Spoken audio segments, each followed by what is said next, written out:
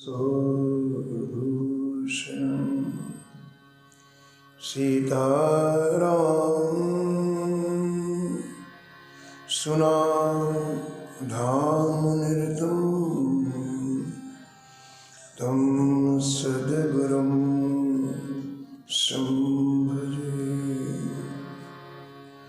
Neelambujam Syamalakolaangam Sita Samaro Pitavamagam Paro Maha Sayakucharuchapam Namami Ramam Raghuvansaram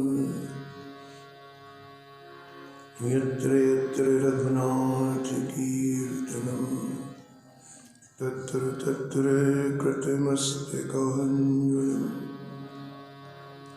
Vaspivari Paripurnalochanam Martim Namatarakshasantakam Vanchakalpatarubhyasya Kripa Sindhubhyo Evacha Patitanam Pavanebhyo Shri Vaishnebhyo Namo Namo Bhakta Bhakti Bhavante Chaturinam Bhavek इनके पद वंदन किए नासत विघ्न हरिजु आय विराजिए कथा सुनो इतिहास तुम श्रोता या मार के तुम पद रजुम तुम पीछे जो और है श्रोता है रसखान जिनके सकल मनोरथ पूरे हो श्री भगवान राधे राधे गोविंद गोविंद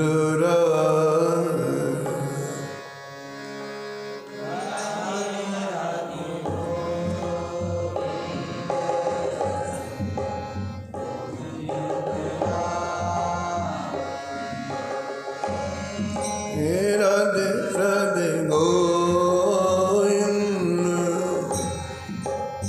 गोविंद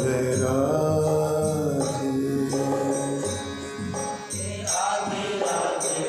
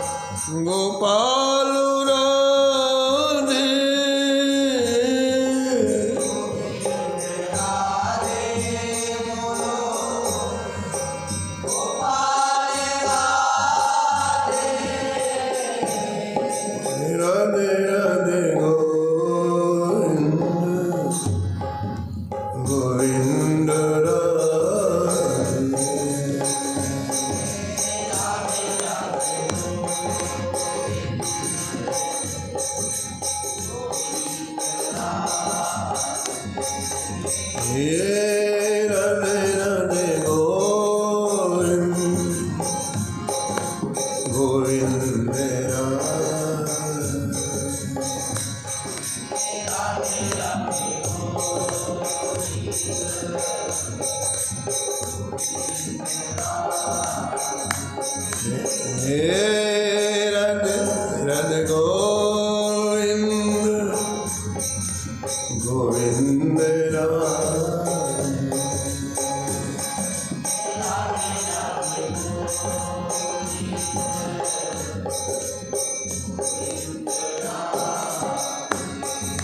हे राधे राधे गोविंद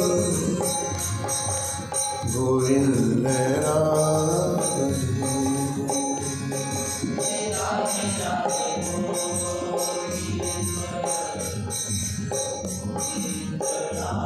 श्री जानकी वल्लभ लाल की, श्री मंगलमूर्ति हनुमान जी महाराज की, सपरिकर श्री भक्तमाल जी की, श्री स्वामी अग्रदास जी महाराज की, श्री नाभाजी महाराज की, श्री प्रियादास जी महाराज, सब संत भगवान की, श्री वृंदावन धाम की, श्री बांके बिहारी लाल की, श्री राधा वल्लभ लाल, श्री गिरिराज जी महाराज, श्री यमुने महारानी की, श्री राम नाम महाराज, श्री महाराज जी की जय जय श्री राधे।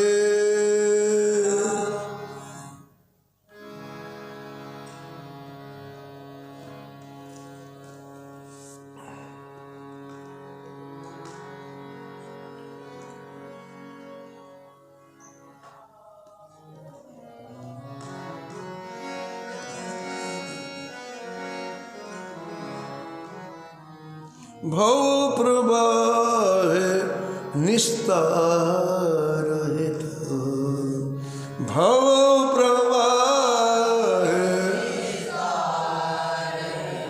अवलंबन ये जन भये,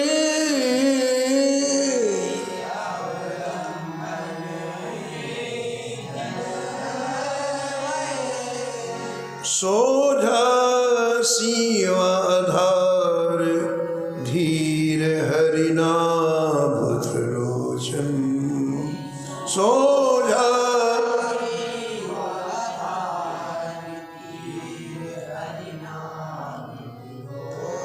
आसाधर दोराज नीर सदना दुख मोचन,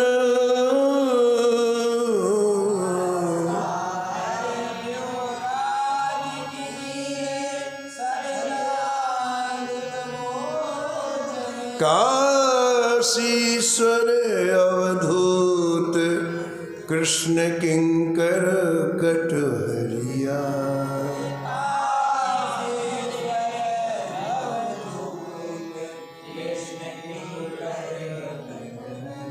शोभूरा राम नाम डूंगर व्रत धरिया,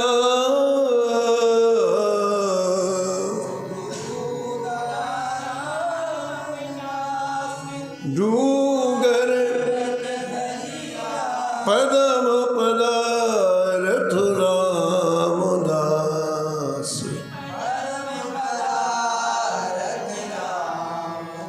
विमलानंद अमृत श्रेय,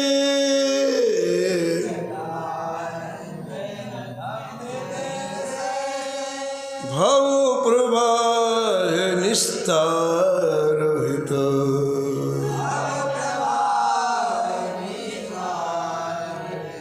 अवलंबन ते जन भये।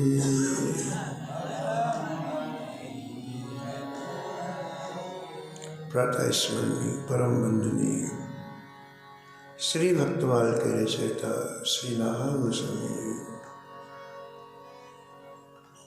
इस छपे में एक साथ कई संतों का स्मरण किया है और निष्कर्ष के रूप में कहते हैं इन संतों ने भवाटवी में पड़े हुए जीवों को, भव सागर में पड़े हुए जीवों को, जो कई जन्मों से संसार के प्रवाह में बह रहे हैं, प्रवाहित हो रहे हैं, संसार के प्रवाह से उन जीवों को निकाल करके श्री ठाकुर जी के चरणों में जोड़ा। जैसे कोई व्यक्ति नदी में बह रहा हो और उसे कोई लकड़ी का सहारा मिल जाए, किसी वस्तु का सहारा मिल जाए, उसे लगता है मेरे प्राण बच जाएंगे, तो वो चीज़ उसका अवलंबन हो गई, सहारा बन गई। ऐसे अनादिकाल से जीव भवाटवी में भटक रहा है और ये संत कभी कृपा करके, करुणा करके दृष्टि डालते हैं और वहाँ से बाहर निकाल देते हैं और उसका भाव प्रवाह हमेशा हमेशा के लिए समाप्त हो जाता है। इस छप्पे में करीब 20 नाम हैं।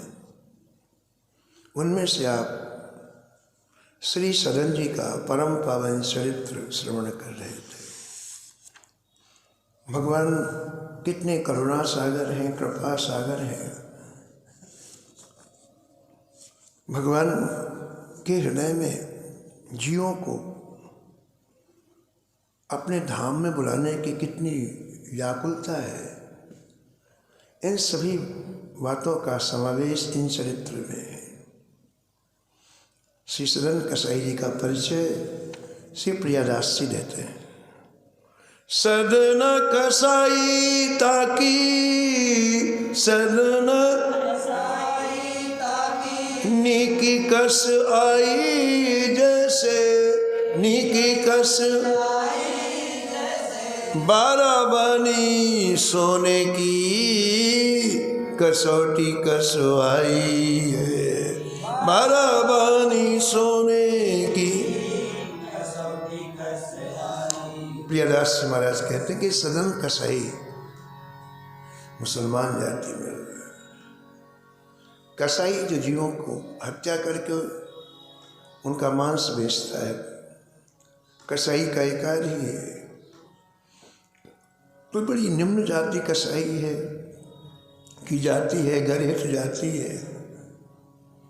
लेकिन भगवान कहाँ से किसको खींच ले ये पता नहीं। हमारी दृष्टि में व्यक्ति बड़ा बुरा है, नीचा है, अधर्मी है, पापी है, लेकिन ठाकुर जी किसको कहाँ से खींच लें अपने पास। ठाकुर जी कृपा अद्भुत है। ठाकुर जी कृपा किसी की योग्यता नहीं देखती है, तो बस श्री ठाकुर जी के चरणों में पहुंचाना जानती है। इसलिए यदि ठाकुर जी की कृपा ना होती तो कोई जीव ठाकुर की धाम में नहीं जा सकता है। ऐसे पापी, ऐसे दुराचारी, ऐसे साधन से हीन, जिन्हें कुछ भी नहीं आता है, वो आज भगवान के धाम में रह रहे हैं। क्यों रह रहे हैं? भगवान की कृपा के कारण। कृपा की न होती जो आदत तुम्हारी,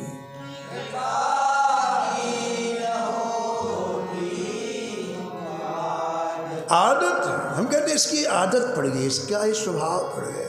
ऐसे ठाकुर जी की कृपा करने की आदत है। कृपा की न होती जो आदत तुम्हारी,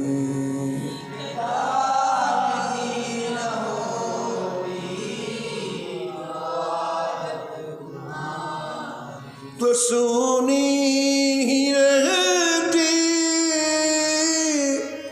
अदालत तुम्हारी,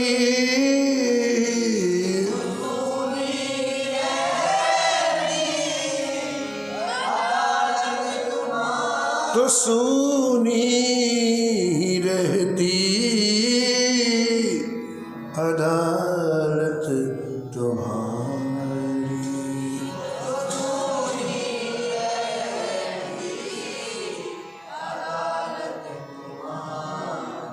जो दीनों के दिल में जगह तुम न पाते,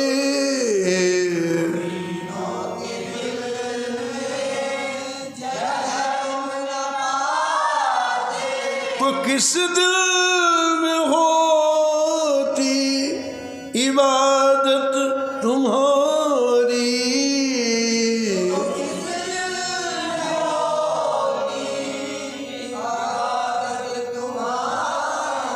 कृपा की न होती जो आदत तुम्हारी।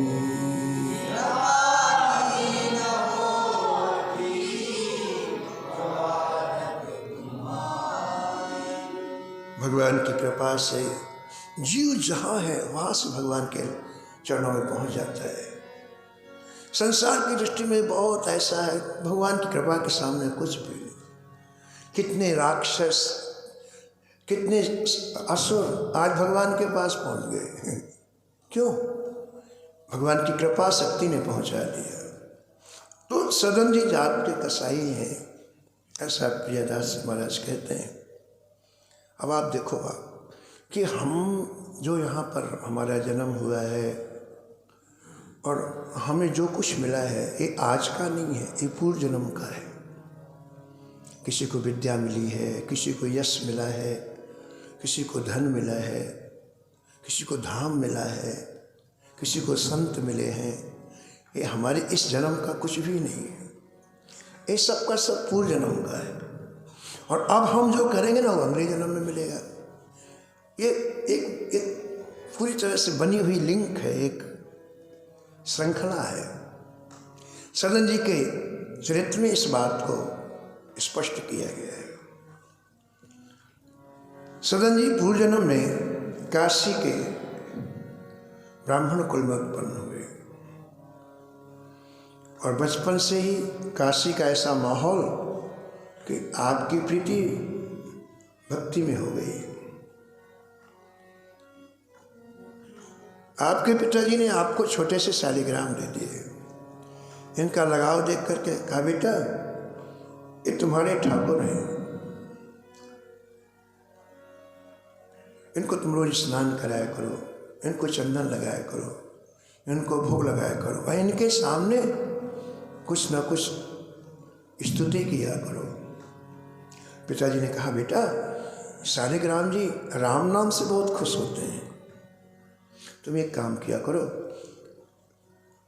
तुमको राम नाम लिखना आता है? बोले हाँ पिताजी आता है। तुम 108 दल तुलसी के तोड़ लिया करो और एक एक दल में राम राम राम राम लिख लिया करो और इसके बाद शालिग्राम जी को नित्य अर्पण कर दिया करो। पिताजी की बात बहुत अच्छी लगी सदन जी को, जो पूर्व जन्म में ब्राह्मण थे उसकी बात हो रही है। और आप नित्य प्रति शालिग्राम जी की पूजा करते और राम नाम लिख करके 108 दल तुलसी जी के समर्पित करते।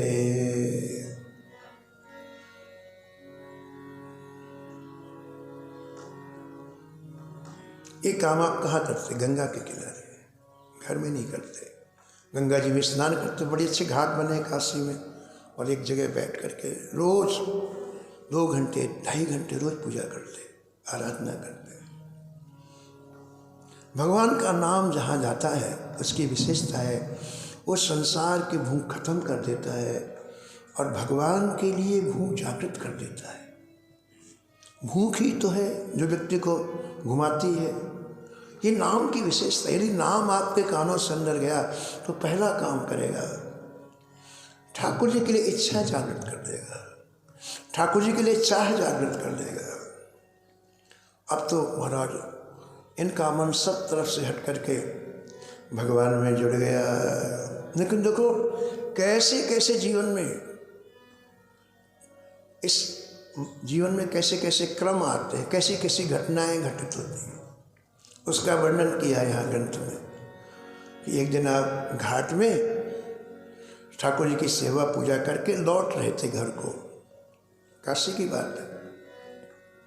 और इधर क्या हुआ, एक गाय कसाई के खूंटे से रस्सी तोड़ के भागी। गाय देख रही थी कि इसने इसकी हत्या, इसका गला काटा, अब मेरा गला काटेगा। तो व्याकुल होके गाय कस के मारा, झटका दिया रस्सा और भागी प्राण लेकर के। अब कसाई तो मांस बेचता था, उसने कहा अरे ये गाय भाग जाएगी तो बड़ा नुकसान होगा। अब वो पीछे पीछे दौड़ा मारा।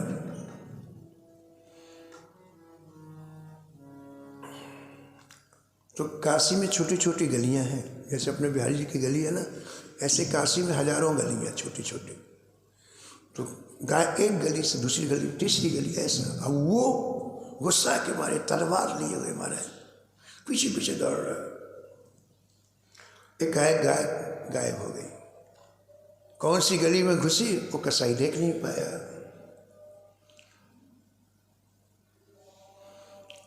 ये सामने से आ रहे थे, पूर्व जन्म में ब्राह्मण थे ना सदन कसाई। तो ये ब्राह्मण अपने तुलसी जी की पूजन करके, शालिग्राम का पूजन करके आ रहे थे।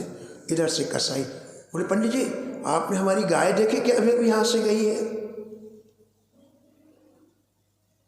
और इन्होंने देखा था कि इस वाली गली में गाय गई है। तो बोले तो नहीं उससे कुछ, क्योंकि नाम का जप कर रहे थे, लेकिन ऐसा हाथ कर दिया, इस गली में गई है। बोले नहीं, ऐसा हाथ कर दिया। और वो कसाई दौड़ा, कस के गाय को पकड़ लिया हमारा। पकड़ करके गुस्से में आकर के घर में लाके तुरंत तलवार चला दी। गाय का सिर धड़ से अलग हो गया। देखो कैसे पाप बन जाते हैं। अनायास पाप बन गया इस ब्राह्मण का, अनायास। और इस पाप के कारण इनको कसाई के घर में जन्म लेना पड़ा, इसी पाप के कारण। तुलसी जस भवितव्यता, तुलसी भवतव्यता, तैसी मिले सहाय, तैसी आपु न आवे ताहि पहाड़,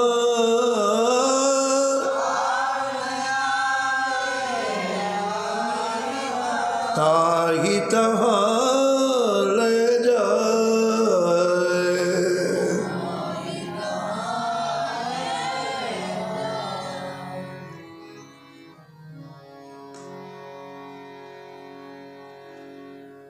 देखो ब्राह्मण के रूप में सदन जी सत्य बोले, झूठ तो नहीं बोला, लेकिन ये सत्य बोलना उनके लिए बड़ा खतरनाक हो गया। सभी शास्त्र कहते हैं कि सत्य बोलना परम धर्म है, लेकिन वहीं शास्त्र में भी लिखा है कुछ जगह ऐसी हैं जहाँ असत्य बोलना भी धर्म है। जैसे एक श्लोक मिलता है भागवत जी में, स्त्री सुनर्म विवाहे चा व्यर्थ्यर्थे प्राण संकटे, गुरो ब्राह्मणार्थे हिंसायाम नानत्सात् जुगुप्सितम्। कहते हैं कि जीविका चलाने के लिए यदि कोई व्यक्ति झूठ बोले, असत्य बोले, तो वो असत्य भी धर्म है। गाय की रक्षा के लिए कोई असत्य बोले तो असत्य भी धर्म है। कोई ब्राह्मण का वध करने वाला है, उसके लिए कोई असत्य बोले तो वो भी धर्म है। ब्राह्मण को, संत को मृत्यु से बचाने के लिए यदि कोई असत्य बोले तो ये निंदनीय नहीं है। तो विवेक पूर्वक सत्य बोलना चाहिए। अभी सत्य है तुम ऐसा नहीं, विवेक पूर्वक सत्य बोलना चाहिए। तो इन्होंने सत्य भाषण तो कर दिया कि गाय इधर गई है, लेकिन यही इनको अभिशाप बन गया। इसलिए कई बार ऐसा होता है कि अधर्म धर्म बन जाता है और धर्म अधर्म बन जाता है। पूज्य महाराज जी सुनाते थे कि एक जंगल में डाकू रहता था और छिपा रहता था। पहले लोग पैदल चलते थे जंगल में, और जैसे उस चौराहे से कोई निकलता जंगल में पकड़ के मार देता। ऐसे उसने अनेक व्यक्तियों को मारा, करीब 52 लोगों को मार दिया उसने। एक दिन एक संत वहीं से निकले तो उनको भी मारने के लिए डाकू आया। और संत भजनानंदी संत थे, भजन करते थे। तो संत जी ने उसको समझाने का प्रयास किया कि देखो भाई, तुम जो पाप कर्म करते हो ना, इसका तुम्हें फल मिलेगा। ऐसा तो है नहीं कि तुम पाप कर्म करते हो कोई फल नहीं मिलेगा। तुम चोरी करते हो, लूट करते हो, हिंसा करते हो, तो इसका परिणाम तुम्हें बहुत नरक की यातनाएं मिलेंगी। तो कोई ठाकुर जी की इच्छा होगी, वो डर गया, कांपने लग गया और संत जी के चरणों में गिर पड़ा। कहा महाराज, मैं अविवेक के कारण ऐसा करता था, और मेरे उद्धार का कोई उपाय बताओ। मैंने अभी तक 52 हत्याएं की है। इतना सुनते ही तो संत जी की हालत खराब होगी। अरे राम, ने तो महान पापी नहीं है, महापापी है। अब इसको मैं कैसे उपदेश दूँ? 52 लोगों को मार चुका है। तो युक्ति से काम लिया। संत लोग युक्ति से काम लेते। कहा देखो भाई, मैं तुम्हें दीक्षा तो दूंगा, लेकिन एक काम है, तुम पहले समस्त तीर्थों की यात्रा कराओ। बोले अभी मैं जाता हूँ। बोले ऐसे नहीं, हम तुमको देखो ये सूखी लकड़ी दे रहे हैं, इसको लेके जाओ तुम ऐसा हाथ में। और ये सूखी लकड़ी जहाँ हरी हो जाए, पत्ते निकल आए इसमें, पूरी की पूरी लकड़ी में पत्ते निकल आए ऊपर से नीचे तक हरे हरे, तब हम मानेंगे तुमने तीर्थ यात्रा की है। और जब तुम आओगे तो हम तुमको दीक्षा देंगे। और हम यहाँ से कह दें तुम वहाँ जाके लौट आओ। बोले तीर्थ यात्रा कर लिए? बोले नहीं महाराज, दे दो लकड़ी, मैं पूरी तीर्थ यात्रा करूँगा। अब लकड़ी लेकर के वो चला। अगर एक पहले लोग पैदल यात्रा करते थे, जंगलों से होकर रास्ता जाते थे, तो एक जंगल से दूसरे जंगल, तीसरे जंगल वो जाने लग गया। रात्रि हो गई तो सोचा एक वृक्ष के नीचे ही विश्राम कर लेता हूँ, सुबह यात्रा करूँगा। तो एक वृक्ष के नीचे जैसे वो रात्रि में बैठा, उस वृक्ष के ऊपर डाकू बैठे थे, करीब 8-10 डाकू थे। उन्होंने सोचा कि अब तो कोई सुन नहीं रहा है, तो आपस में बात करने लग गए कि ये पास वाले गांव में आज हम लोग रात में आग लगा देते हैं। आग के डर से सब भागेंगे और पूरी संपत्ति हम लूट के ले जाएंगे। तो पूरी योजना बनाने लग गए कि अपन सूखी सूखी लकड़ियाँ रख करके गहरी नींद में लोग सोएंगे और आग लगा देते हैं। तो उसने सोचा, जो नीचे बैठा था, अरे राम राम राम, इतने लोग मर जाएंगे, अब कई लोग नहीं उठ पाएंगे तो मर जाएंगे आग से। अरे ये क्या हुआ, कई 100 आदमी मर जाएंगे रात में। अरे जो जागे हो तो भागेगा, लेकिन जो सो रहे तो सोते सोते चल के मर जाएंगे। तो उसके मन में आया कि जहाँ मैंने 52 हत्याएँ की है, 8 और मिल जाएंगी, 60 हो जाएंगे, लेकिन आज मैं इनको छोड़ूंगा। अब पुराना बदमाश था वो, हाथ पैर और सामर्थ्य, उसकी हिम्मत तो थी। उसने वही लकड़ी जो दी थी ना गुरु जी ने, संत ने, उसको लेके खड़ा। बोले वो तो लो, तुम ये बताओ इकट्ठा तुमको मारना है कि अलग अलग मारना है? या तो मैं चढ़ करके सबको एक साथ मारूंगा, नहीं एक एक उतरो। अब उसकी पुरानी बुलंद आवाज़ में, पुराना बदमाश था वो। अब वो डर के मारे एक एक उतरते, देता खोपड़ी में फट, वही मर जाते। जैसे 8वें डाकू को मारा, उसकी लकड़ी हरी हो गई। जो सूखी लकड़ी तो उसमें पत्ते निकल आए, हरी भरी हो गई।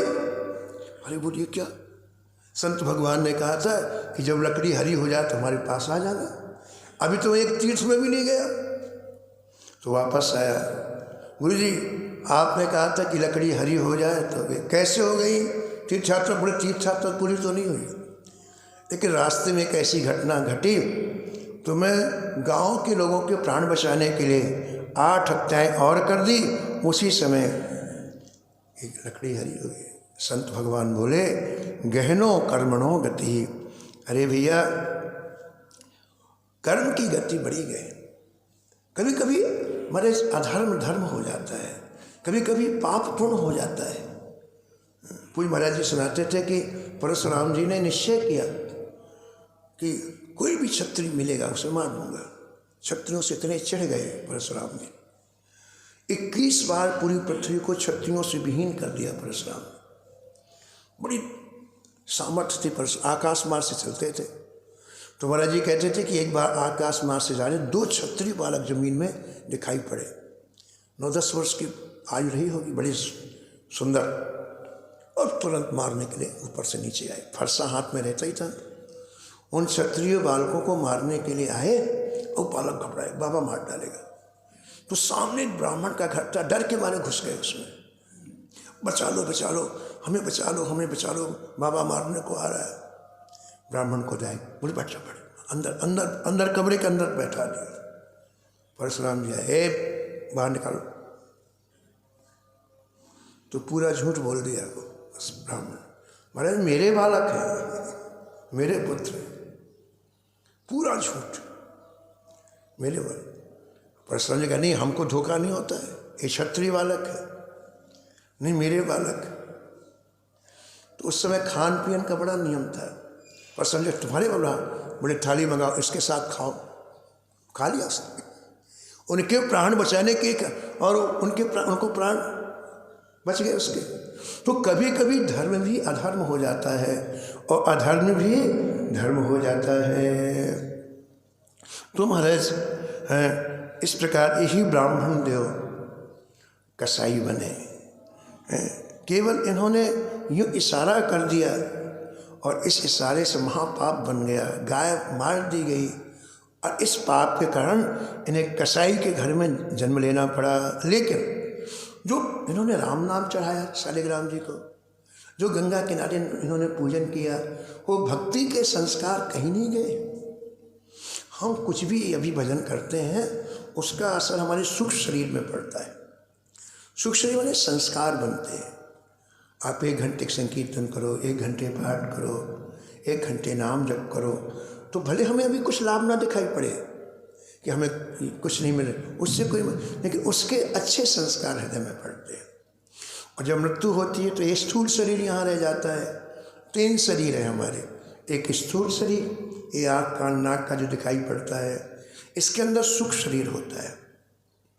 जब मृत्यु होती है तो सूक्ष्म शरीर हमारा बाहर जाता है, अनेक लोकों में जाता है। जैसा व्यक्ति कर्म करता है वैसे उसको उन लोकों में जाना पड़ता है। किसी को सुख मिलता है, किसी को दुख मिलता है। और उसके अंदर भी एक शरीर होता है, उसको कहते हैं कारण शरीर। सूक्ष्म शरीर के अंदर कारण शरीर होता है। और जब तक कारण शरीर है तब तक माया है, तब तक हम माया के घेरे में, माया के द्वारा हमारे मन में संकल्प उठते हैं, विकल्प उठते हैं। लेकिन जब संत अनुग्रह करते हैं, महापुरुष अनुग्रह करते हैं, गुरुदेव अनुग्रह करते हैं, तो कारण शरीर भी नष्ट हो जाता है। और गुरुदेव हमें दिव्य शरीर देते हैं, जो शरीर न कभी काटा जा सकता है, न उसका नाश होता है, न वो भगवान के धाम से कभी बाहर जाता है, उसे दिव्य शरीर कहते हैं। जल में गले न जले अगन में, जल में गले न हर दम रहत हरि, हर दम दीनी एक जरी कृपा निधि, दीनी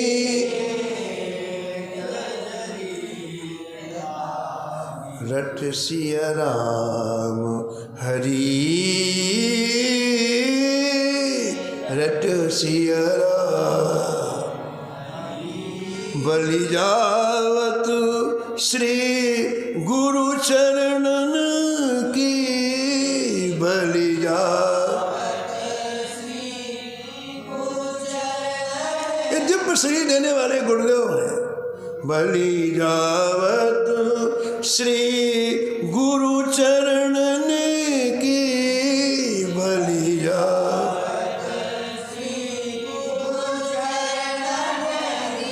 करी करी पुष्प झरी,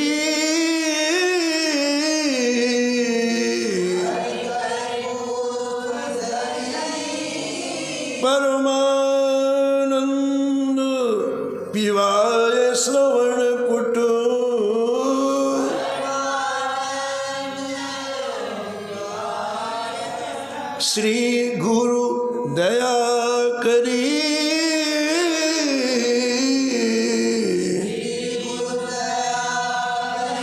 श्री गुरु दया करी।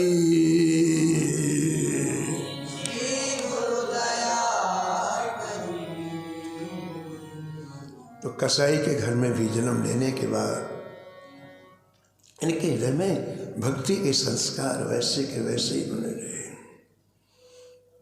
इनके पूरे परिवार के लोग हत्या करते, जीवों को मारते और फिर मांस बेचते, लेकिन इस जीव को देख के इनके हृदय में दया आ जाए, नहीं मारना नहीं। किसी जीव को कभी सताते नहीं थे आप।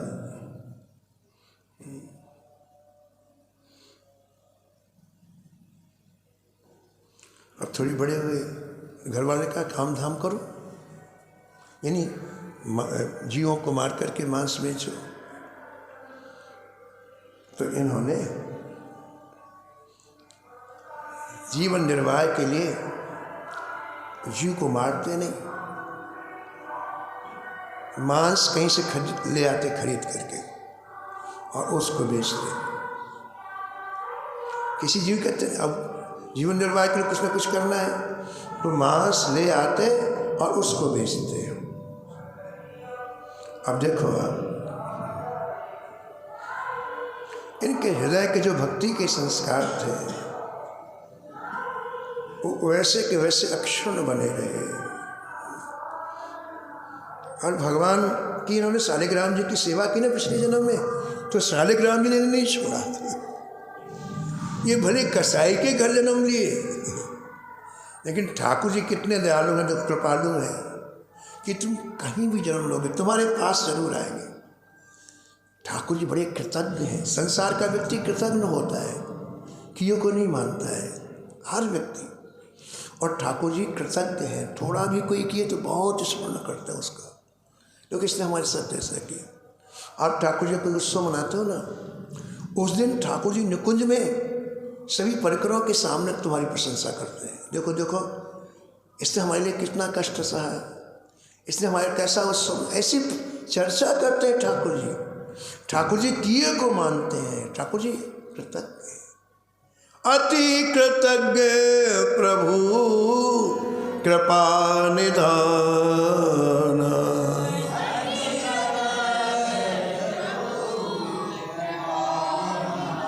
अति कृतज्ञ है ठाकुर। तो अब देखो आप, शालिग्राम जी ने सोचा कि देखो इसने मेरी इतनी से मुझे इतना राम नाम लिख के चढ़ाया, अब मैं इसी के पास रहूँगा। कितने कृपालु हैं शालिग्राम जी, और वो इनके पास आ गए। इनको नहीं पता, अब गोल गोल तो रहते हैं बिल्कुल। ये आ गए, इन्होंने कहा बड़ा चिकना पत्थर है, देखो कितना है। तो उन्होंने तराजू में जिसमें मांस तौलते थे ना, उसमें रखा। उन्होंने सोचा कि देखो कितना है, कितने कितने इसमें पहले छटाक चलता था, अब तो ग्राम चलता है। कितने छटाक का है, आधा छटाक का है कि 1 छटाक का है, रखा। और दूसरे पलड़े में थोड़ा सा मांस रखा, करीब समझो 50 ग्राम मांस रखा। तो उठाया तराजू, वो 50 ग्राम के हो गए। अरे फिर मांस को उतारा, फिर उसमें 100 ग्राम या 1 छटाक मांस रखा, तो 1 छटाक के हो गए हो। फिर उसमें 1 पाव रखा, 1 पाव के हो गए। फिर 1 किलो रखा, अरे ये तो बड़ा चमत्कारी पत्थर है, दूसरे बांटों की आवश्यकता ही नहीं है, जितना देना चाहो उतना इसका बदल हो जाता है। शालिग्राम जी कौन है बताओ? ऐसा ग्रंथों में मिलता है कि शालिग्राम जी गंडकी नदी में उत्पन्न होते हैं, इसलिए शालिग्राम जी को गंडकी सुत भी कहा जाता है। कैसे गंडकी नदी में शालिग्राम जी मिलते हैं?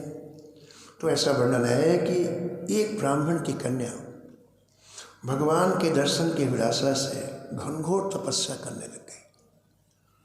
घनघोर का तात्पर्य कि जब तक भगवान दर्शन नहीं देंगे मैं यहाँ से ना हिलूँगी ना डरूँगी, न कुछ खाऊंगी न कुछ पीऊँगी। बस सारी इच्छाएं अंदर से समाप्त कर दी केवल एक इच्छा, भर नयनन दिखियों अवधेशा, इन नेत्रों से मैं ठाकुर जी का दर्शन करूँगा। तो भगवान प्रसन्न हो गए, भगवान प्रकट हो गए, उसे दर्शन दिया और कहा तुम्हारे मन में जो इच्छा हो मांगो।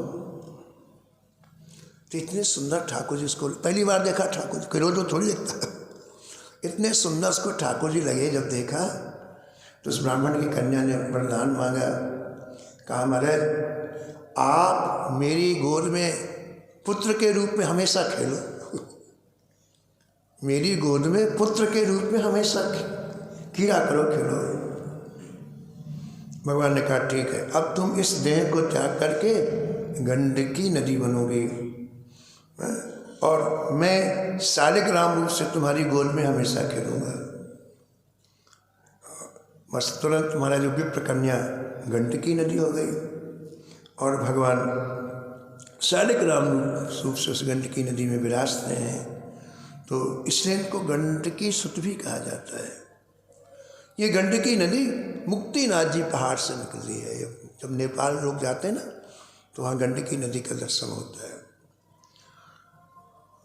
उस जो पहाड़ है, मुक्तिनाथ जो पहाड़ है, उसमें एक विशेष प्रकार के कीड़े होते हैं पहाड़ में, जो छोटी छोटी शिलाओं को काट काट करके गंडकी नदी में गिराते रहते हैं।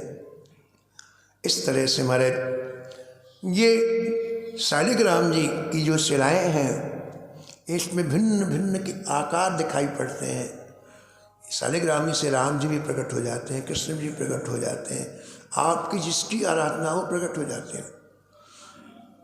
तो शालिग्राम जी की आराधना पूर्व जन्म में की, जब ब्राह्मण के रूप में थे श्री सदन जी, तो श्री शालिग्राम जी स्वयं इनके पास आए। और अभी आपने सुना कि जितना मांस इनको देना होता उतना वजन के हो जाते। मेरे भक्त को कष्ट ना हो बार बार बाट नीचे उतारने का, बड़े उसको बहुत संभाल के रखते हैं। उनको नहीं पता कि भगवान है, उन्हें समझते कि चमत्कारी पत्थर है, तो बहुत संभाल करके रखते हैं। एक दिन ठाकुर जी ने लीला की। कुछ भी देखो ना, जीवन में जो भी होता है उसमें ठाकुर जी की लीला होती है और उसमें कुछ ना कुछ हमारी अच्छाई होती है, ऐसा मानना चाहिए। तो एक दिन ठाकुर जी ने लीला की। क्या लीला की? एक संत उस रास्ते से गुजरे जहाँ ये मांस बेच रहे थे, और जैसे वो वहाँ से गुजरे तो यूँ देख रहे थे, तो उनकी दृष्टि सदन जी के ऊपर पड़ी। उस समय वो किसी को मांस दे रहे थे, ऐसा तराजू ऊपर करके किसी को दे रहे। तो संत भगवान ने देखा, क्या जी तो शालिग्राम जी हमारे, एक तरफ शालिग्राम जी रखे थे, एक तरफ मांस रखा। तो उनकी दृष्टि शालिग्राम जी, ये तो हमारे शालिग्राम जी हैं। अरे राम जी, ये तो गलत जगह में रह रहे हैं, यहाँ मांस रखा है, और ये तो कितनी घुटन होती होगी ठाकुर जी को। प्रियदास जी लिखते हैं, गंडकी को सुत बिन जानता सो तौल्यो करे, गंडकी को सुत बिन जानता सो तौल्यो करे, भरे दृग साधु आन पूजे पे न भाई है, भरे दृग साधु आन पूजे पे न भाई है, पूजे पे न भाई है, पूजे पे न भाई है। तो संत के आंख में आंसू आ गए और उन्हें सोचा कि चलो ठाकुर जी नरक में रह रहे, नरक से लेके इनको चले। तो यूँ सीधे जा रहे थे, ले जाकर के इधर सदन की तरफ मुड़ गए वो साधु, और बहुत गुस्सा हुए सदन के ऊपर। तो हमारे भगवान से, ठाकुर जी से मांस तोलता है, खूब उसको उपेक्षा की, खूब भर्त्सना की। तो देखो सदन जी के अंदर की हृदय बहुत सात्विक था, साधु हृदय थे। उन्होंने उस बात को सहन कर लिया, कोई उत्तर नहीं दिया साधु की बात। हाथ जोड़कर कहा, महाराज मुझे नहीं पता था कि ये भगवान है, मैं तो इन्हें पत्थर समझता था और आपने बता दिया ये भगवान है। तो महाराज ये आपके भगवान है, आप लो, मैं नहीं जानता था कि ये भगवान। सदन जी ने दे दिया, वो बहुत खुश हुआ कि चलो आज भगवान से खूब मैंने नरक से बचा लिया। कहाँ नरक में रहते थे। शालिग्राम जी को लेकर के वो संत चले गए। आगे एक नदी पड़ी, करीब 2 मील के बाद एक नदी पड़ी। उन्होंने कहा देखो इनको स्नान का, मैं भी स्नान कर लूँ, मुझसे मैंने बात की है मांस की दुकान में जाके, और इनको भी स्नान कराऊँ और कहीं से दूध मांग लूँ, दही मांग लूँ, पंचामृत से स्नान कराऊँ, क्योंकि कई दिनों से उसके आने वो पूजा वूजा तो कुछ करता नहीं था। तो स्वयं स्नान किया, पास के गांव से दूध, दही, घी, शक्कर, मधु पंचामृत बनाने के लिए ले आए और बड़े प्रेम से महाराज पुरुष सूक्त का पाठ किया, श्री सूक्त का पाठ किया और स्नान किया। उनको इत्र लगाया, उनको चंदन लगाया, फूल चढ़ाए। विचार क्या, पता नहीं कब से इन्होंने भोजन नहीं किया। कहीं से आटा मांग लाता हूँ, आटा मांग लाए, आलू मांग लाए और हमारे नदी के किनारे बढ़िया प्रसाद बनाया और सामने रखा, आरोग्य प्रभु। अब बड़े खुश हो रहे थे, आज मैंने ठाकुर जी को देखो कहाँ से ले आया, बड़े खुश हो रहे थे। भोग लगाने के बाद अब वो थक गए थे तो बोले थोड़ी विश्राम कर लो, तो स्वयं पाए प्रसाद ठाकुर जी का पाए और वहीं सो। जैसे सोए शालिग्राम जी छाती में बैठ गए आगे। हे महात्मा, हमको तुरंत सदन जी के पास ले चलो, हमको बिल्कुल भी अच्छा नहीं लगता यहाँ। अब देखो आप, बड़ी विचित्र बात है। ऊपर से तो लगता है कि इन्होंने बहुत काम किया, लेकिन ऊपर को भगवान नहीं मानते, संसार मानता है। आप ऊपर से अच्छे काम करो, संसार आपकी आरती उतारेगा। अच्छे काम करके उनके काम में आओ तो हम जय जगदीश हरे रोज होगा, है ना। लेकिन किसी के काम ना हो तो देखो एक मिनट नहीं रहने देगा वो। लेकिन ठाकुर जी को ऐसा नहीं। ठाकुर जी को आप ऊपर से कुछ करो चाहे नहीं करो, हृदय से ठाकुर जी को मानो तो ठाकुर जी कभी आपको छोड़ेंगे नहीं। और ये हृदय की प्रीति जितनी बढ़ती जाती है वैसे ही ठाकुर जी को आपकी याद तेज होती जाती है। सदन जी बाहर से कसाई है, उपेक्षा के पात्र हैं, मांस का काम करते हैं, लेकिन ठाकुर जी बाहर के कामों को कहाँ देखते हैं, ठाकुर जी को हृदय को देखते हैं। इसलिए ये महात्मा ने कितना मंत्र पढ़े, कितनी स्तोत्र पढ़े, कितना अभिषेक किया, कितनी आरती की, ठाकुर जी नहीं रीझे। ठाकुर जी रीझते केवल हृदय से। सदन की सरलता, सदन के हृदय में जो दया है, करुणा है, वो ठाकुर जी को बहुत अच्छी लगती है। इसलिए ठाकुर जी ने कहा हमें तुरंत सदन के यहाँ पहुँचाओ, हम यहाँ बिल्कुल नहीं, हमें बिल्कुल अच्छा नहीं लग रहा है यहाँ पर। राम ही केवल, राम ही प्रेम पियारा, राम ही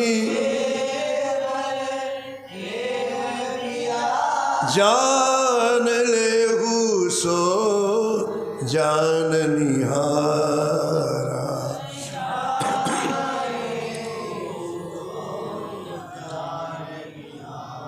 भगवान श्री राम चित्रकूट में थे और जैसे चित्रकूट में पहुंचे बड़े बड़े देवता दर्शन करने के लिए आए। आकाश से लाइन लगी श्री राम जी का दर्शन करने के लिए, लेकिन भगवान चुपचाप बैठे। आओ आए, प्रणाम करके चले, भगवान नहीं बोले। फिर बड़े बड़े परमहंस आए जो हजारों वर्ष तप कर रहे थे हिमालय में, वो भगवान का दर्शन, भगवान चुपचाप। बड़े बड़े ऋषि मुनि आए, भगवान चुपचाप। तो वहाँ के रहने वाले कोल के रातों ने देखा कि आज हमारे यहाँ चिलकने कपड़े पहनने कौन आ रहे हैं, चिलकने कपड़े पहने हुए। तो उनको बड़ा, अरे भैया कोई आए, हम भी चले। तो सुबह सुबह वो कोल के रात काम में जाते थे, तो काम में जाने के पहले वो लोग कुछ खा के जाते थे। अब वहाँ चित्रकूट तो जंगल है, तो कंद मिलता है, उसको रात में ले आते, सुबह खा के काम में जाते। उन्होंने कहा अरे इनके पास जाना है तो कुछ न कुछ लेके चलें। तो बोले ऐसा आज हम कुछ खाते नहीं, इसी को ले चलते हैं। तो दोने में कंद रखे थे, सबने एक एक कंद का दोना हाथ में लिया और राम जी के पास गए। कभी राम जी को, उनको ये भी पता नहीं कि राम जी को प्रणाम करना चाहे कृष्ण, वो ऐसे खड़े जैसे कैलेंडर टंगा रहता से खड़े हो गए। लेकिन उनके हृदय के भाव को ठाकुर जी ने पढ़ लिया। क्या पढ़ा? देखो इतने लोग आए, कुछ लेके नहीं आए, ये जितने VIP आते ना ठन ठन गोपाल, और इनको देखो कि कुछ भी नहीं है, अपना पेट काट करके मेरे ठाकुर जी सब जानते हैं। तो ठाकुर जी ने उनके हृदय के भाव को देखो कि देखो सारा काम छोड़ के आज मेरे पास आए। तो ठाकुर जी उठे और एक एक कोल के रात का हाथ पर अपने पास बैठा और उनसे नहीं कहा कि तुम स्तोत्र करो या पाठ करो या तुम आती नहीं बोले। मुझसे क्या बोले? तुम्हारे कितने बच्चे हैं? तुम्हारी पत्नी का क्या नाम है? अरे ये तो अपने घर के लग रहे हैं। उनको संकोच दूर हो गया और पास में आ गए। मेरी पत्नी का नाम ये है, नाम बताया। उनके ऐसे कुल के रातों के नाम रहते हैं और बच्चों के नाम बोले अगुआ, ठगुआ, पगुआ, यही नाम रखते हो लोग। ठाकुर जी खूब हंसी आ गई। तो गोस्वामी लिखते हैं कि देखो जिन्हें वेद नेति नेति कह के पुकारते, किसी के ध्यान में नहीं आते, लेकिन इनका प्रेम देखकर जैसे परिवार का कोई पिता बात कर रहा हो, ऐसे राम जी बात कर।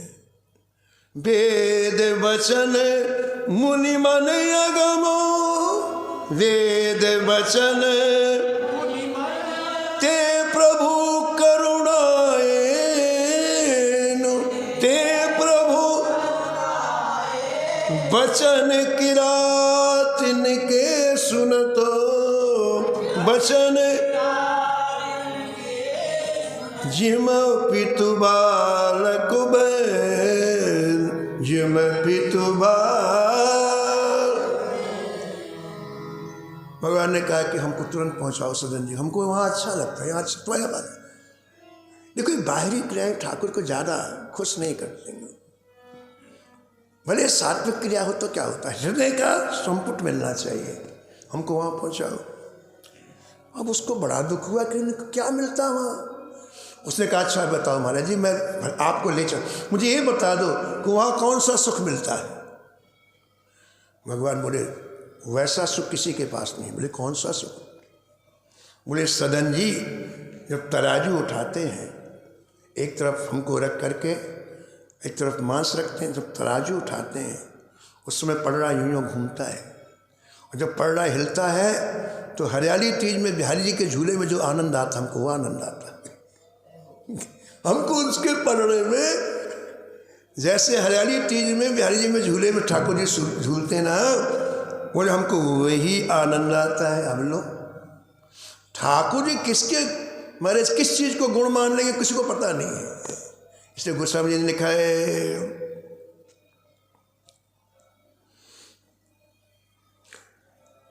कि कौन से जीव के कौन से गुण में ठाकुर जी रिझ करके अपना लेंगे, आज तक नहीं पता चला है।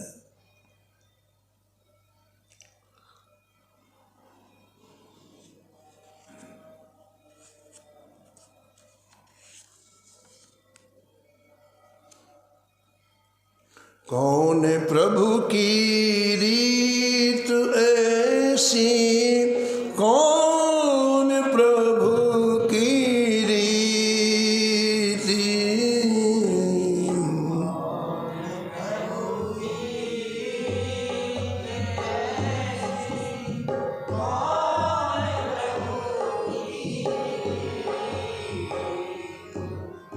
विरत हेतु पुनीत पर हरि,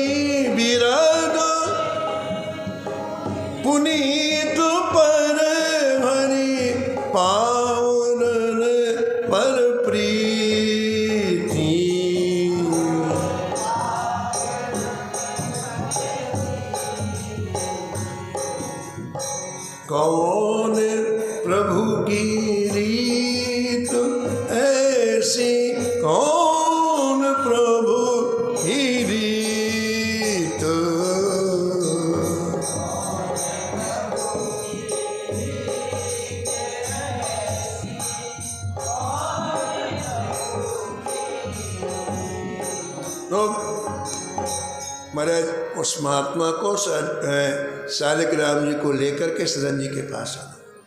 और अब उस महात्मा ने सदन जी को साष्टांग प्रणाम किया। कहा भैया जीवन तुम्हारा सफल है, जिसके यहाँ ठाकुर जी रहना चाहे। हम लोगों के भजन में अभी बहुत कमी है, ठाकुर जी हमारे पास नहीं रहना चाहते हैं। तुम कितने सौभाग्यशाली हो, ठाकुर तुम्हारे पास है।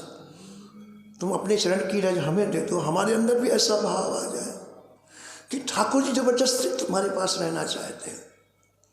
अरे जब उस सदन को पता चला कि ठाकुर जी कह कर के आए हैं तो बहुत रोए, ठाकुर जी को छाती से लगा कर रोए। बोले जय जय अब मैं कुछ काम नहीं करूँगा, शेष जीवन आपका ही लाड़ लड़ाऊँगा। बस इसके बाद अब सदन जी के चरित्र में एक विशेष परिवर्तन आता है। वो चरित्र आप आगे श्रवण करेंगे। समय की मर्यादा में वाणी को यही मिलाओ। हरि भजले हरि भजले हरि भजने का मौका है।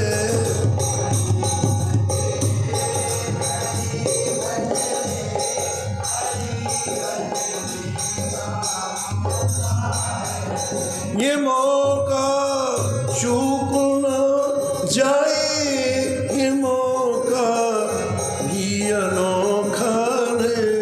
ये मौका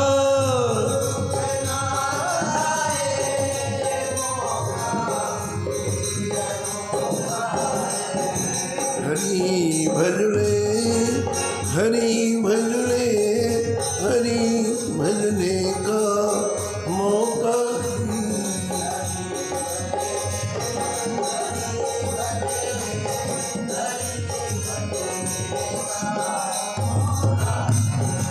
नमो नमो श्री भक्त सुमन,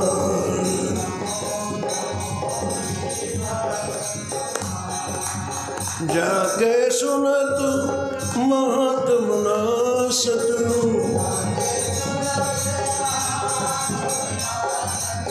और झलकत राधा नंदलाल, हाँ गद गद स्वर पुलकित अगो अंगनी। जय जय लोचन बरसत पशु अनुजाल। उतर जात अभिमान व्याल विष्णु, लेत जीवाय सृष्टिकार। हाँ होत प्रीत हरि भक्त जनन सो,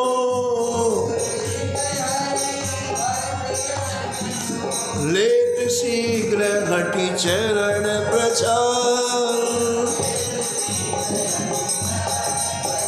जय जय तजत कुसंग लेत सत्संगति। जय जय भाग जगत को अद्भुत भाव।